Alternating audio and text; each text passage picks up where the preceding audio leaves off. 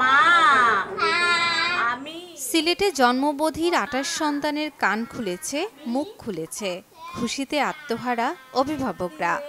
বাচ্চা এখন কবিতাও বলতে পারে।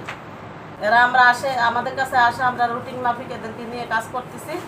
এরা আসে, আমরা খুব সুন্দরভাবে এদেরকে স্পিচ থেরাপি দিতেছি।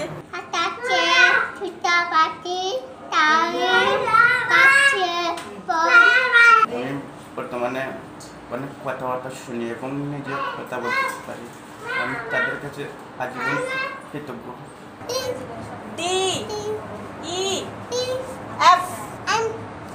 দীর্ঘমেয়াদী চিকিৎসা ও পরবর্তী অবজারভেশনের মাধ্যমে এই শিশুরা এখন সমাজের মূল স্রোতে। কানে ডিভাইস লাগানোর পর স্পিচ থেরাপিতে শেখানো হচ্ছে কথা বলা।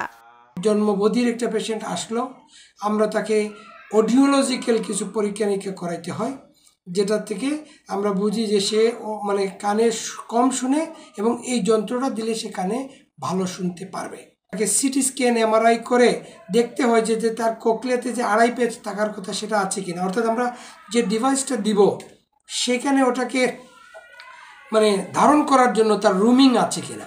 সে যখন এই মেশিনটা লাগানোর পরে কথা বলতে পারবে, সে পড়াশোনা করতে পারবে এবং সে একটা সাধারণ জনগণ হিসাবে একটা নর্মাল জীবনে ফিরে আসবে।